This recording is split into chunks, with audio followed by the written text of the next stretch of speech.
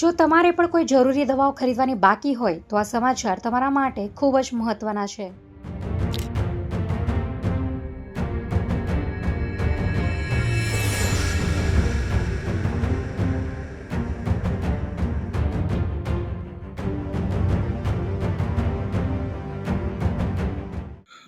Mayursinh Jadeja, all India organisation of chemist and druggist vice president તરીકેની ફરજ બજાવું છું. આવતીકાલના આ બંધમાં અમારી માંગણી ગવર્મેન્ટ પાસે માત્ર ને માત્ર એટલી છે કે જે GSR 220 220E જે અને 187 જે કોરોના કાળ દરમિયાન સંક્રમણ ન વધે એને અનુલક્ષીને જે બહાર પાડવામાં આવેલો હતો એ GSR એ પરત ખેંચે અને ઓનલાઈન ફાર્મસી જે ગેરકાયદેસર રીતે ચાલી રહી છે, જે અત્યારે અમે માનીએ છીએ કે ક્યાંય પણ કોઈ પણ રીતે યોગ્ય નથી. આ પરિસ્થિતિમાં અમારી રજૂઆત ગવર્મેન્ટને લગભગ છેલ્લા 2019થી અમે કરી રહ્યા છીએ. 2019થી અમે આમ રજૂઆત કરીએ છીએ. અમે અનેકવાર એમને મીટિંગ માટેની પણ માંગણી અને રજૂઆતો કરેલી છે, પણ ક્યાંક ને ક્યાંક અમારી રજૂઆતોને ધ્યાનમાં નથી લેવામાં આવતી. એટલે આ આવતીકાલનું બંધ આપવામાં આવેલું છે. આવતીકાલના બંધમાં અમે રાજકોટના લગભગ 1400થી વધારે મેડિકલ સ્ટોરો બંધ રહેશે અને બધા ભેગા મળી સાથે અને મોટી ટાંકી ચોકમાં એક ધરણા કરી અને ત્યાં પ્રદર્શન કરી બેનર લઈ અને પ્રદર્શન કરવાના છીએ.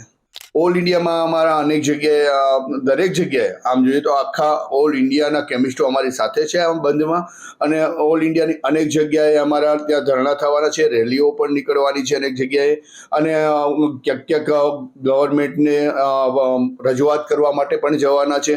ક્યાંક કોઈ સાંસદ સભ્યોને મળી અને એમને પણ રજૂઆત કરવાના છે.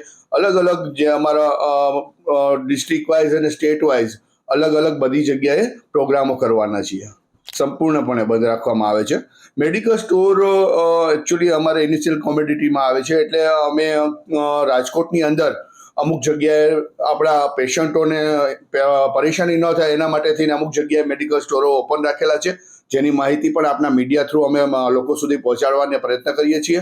અને બીજું એના સિવાયનું પણ કાંઈ પણ ઇસ્યુ થાય, કોઈ ઇમરજન્સી રિક્વાયરમેન્ટ હોય, એના માટે અમારા 5 મેમ્બરોની ટીમ અમે કમિટી બનાવેલી છે.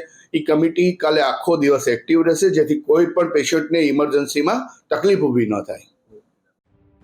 ઓનલાઈન દવાના વેચાણ એટલે કે ઈ-ફાર્મસીના વિરોધમાં આવતીકાલે સમગ્ર ભારત સહિત રાજકોટ શહેરમાં પણ કેમિસ્ટ વેપારીઓ દ્વારા એક દિવસ માટે બંધનું એલાન આપવામાં આવ્યું છે.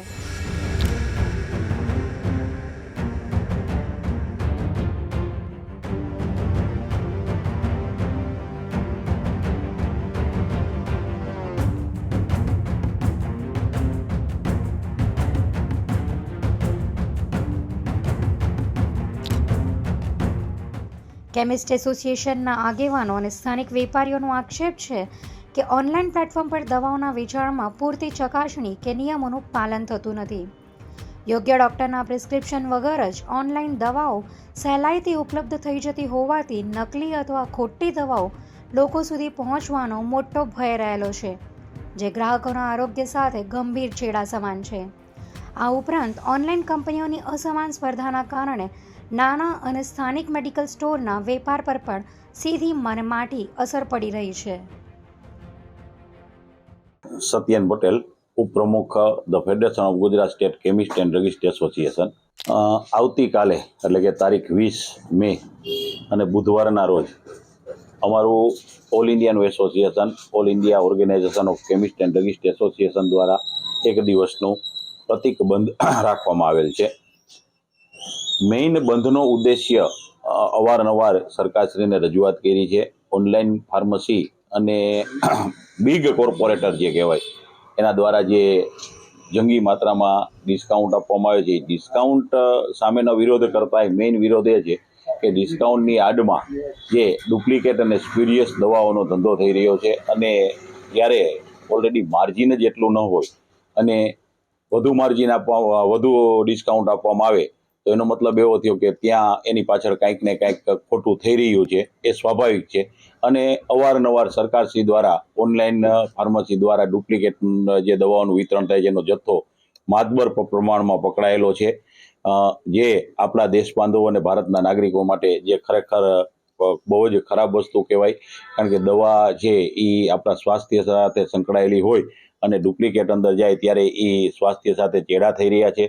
તદુપરાંત જે આપણે વર્લ્ડ લેવલે જોઈએ તો સૌથી વધુ યુવાધન ભારતમાં છે અને ઓનલાઈનના જમાનાની અંદર એઆઈના સમયમાં અત્યારે જ્યારે એઆઈ એટલું બધું આગળ વધી ગયું ત્યારે એઆઈના સમયમાં કોઈ પણ ડૉક્ટરનું પ્રિસ્ક્રિપ્શન બનાવવું એ રમત વાત છે અને એ પ્રિસ્ક્રિપ્શન બનાવી અને અલગ અલગ ઓનલાઈન ફાર્મસીમાં અપલોડ કરી અને નશાકારક દવાઓ મેળવવામાં આવે તો આપણું યુવાધન છે એ બરબાદીના પંથે જઈ શકે છે અને ઓલરેડી ઘણી બધી જગ્યાએથી આવું પકડાય છે.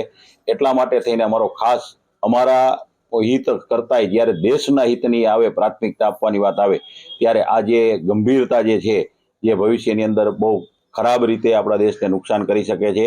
એટલા માટે થઈને એના વિરોધ રૂપે અમે ઓનલાઈન ફાર્મસીનું જે 817 2018માં આવેલો છે જીએસઆર 817 અને 2020માં 220 નંબર જે જીએસઆર આવેલો છે એ બંને ઓનલાઈન ફાર્મસી માટેના જીએસઆર છે એ પાછા ખેંચવા અને ઓનલાઈન ફાર્મસીને બંધ કરવા માટે થઈ અને એક આ પ્રતિક હડતાલ 1 દિવસની અમે બંધનું એલાન આપેલું છે. અને હમણાં જ 2-3 મહિના પહેલા મોદી સાહેબે આપણા લોકલાડીલા વડાપ્રધાન મોદી સાહેબે એની મન કી બાતમાં જ્યારે એએમઆર એટલે કે એન્ટી માઇક્રોબિયલ રેઝિસ્ટન્સની વાત કરી એ પણ બહુ ગંભીર વિષય છે અને ભારતનો આંકડો છે એ ખરાબ રીતે એમાં ઉપર જઈ રહ્યો છે. અને કારણ કે એન્ટીબાયોટિકનો મિસયુઝ ઓનલાઈન ફાર્મસી દ્વારા ઘણું બધું વધી ગયું છે. નાર્કોટિક્સ દવાઓનું પણ પ્રમાણ ઘણું બધું વધી ગયું છે. સાયકોટ્રોપિક સબસ્ટન્સનું પણ પ્રમાણ ઘણું બધું વધી ગયું છે. આ બધું આપણા દેશના હિત માટે, આપણા નાગરિકોના હિત માટે, આપણા દેશ બાંધવોના હિતને પ્રાથમિકતા આપી અને અગ્રિમતાના ધોરણે ઓનલાઈન ફાર્મસી બંધ કરવી જોઈએ એવું અમારું એસોસિએશનનું માનવું છે. અમારું હિત છે એ 2nd નંબરે છે. 1st નંબરે દેશનું હિત છે. દેશની સુરક્ષા માટે થઈ અને આ વસ્તુ કરવી જરૂરી છે.